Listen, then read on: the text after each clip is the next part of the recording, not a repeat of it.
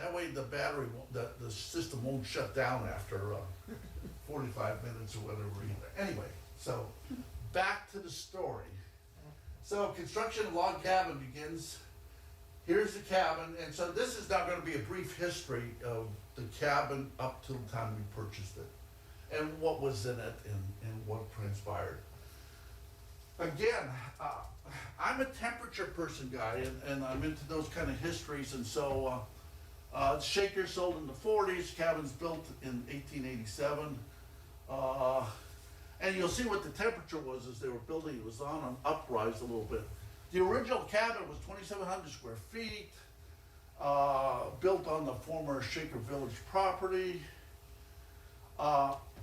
They started on April Fool's Day.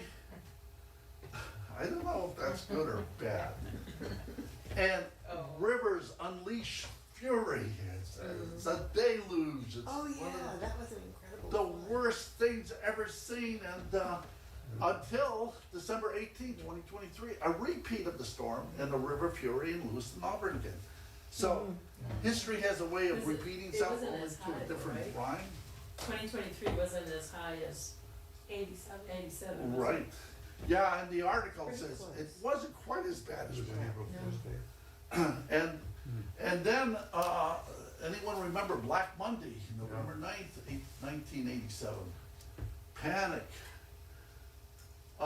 The thing we realized years later after we purchased the property, and we had rumors of it, the builder owner runs out of money and postponed final completion of all the little things he was going to do, and some big things.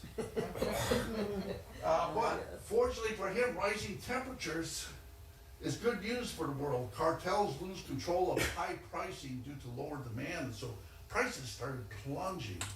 Oil went from $150 a barrel to $10. And so, but there was the trend over this period of time going up. And even in October '87, the heat is on. Corporate media declares that global warming is a threat to to humanity in October 1987. Builder dies in '95. The property is sold in '96. The new owners are in while energy prices are collapsing. So they're investing in some nuances, but nothing for energy efficiency because, we're going to be like Boston someday. So no worries. Unfortunately, after '98, temperatures started trending down here. And when it went all the way down to 43 degrees, the family that was in here, bankruptcy occurred. It was a combination of things, high energy bills, but also it hurt his business, the colder temperatures. Sheriff's bankruptcy auction led to a suicide, sadly, and new ownership in 2004. And that was you? No. No, not yet. Okay. Where's the fourth door? It went the Days, the Regans, the Websters, then Cindy's, wanting to come back to me. But in 2007, it took another dip. And temperatures plunged again in the winter of 2007-8. To keep energy bills under $9,000 here, residents closed down 35% of the cabin's living space. And they put the cabin on the market in 2008.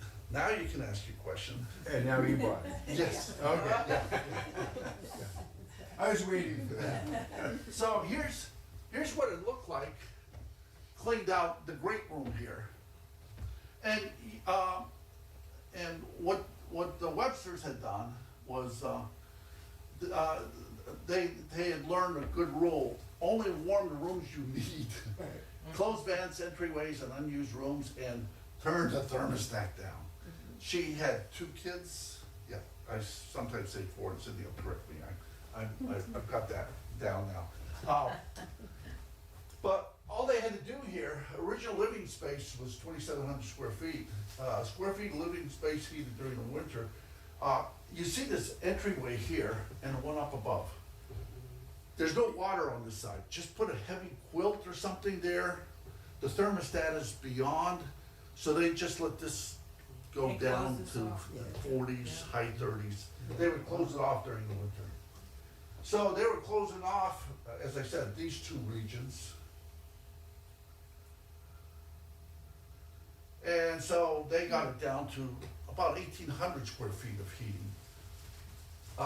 So that's how they kept their bills under $9,000 for the year. Which The says heating bill? there's everything, Okay. but any running lights, water incandescent lights, they're heating lamps. They give But you that was the energy bill was 9,000 a year. their total energy bill. Yeah. Jeez. Yeah. Ouch. Ouch. So I'm gonna pause this for a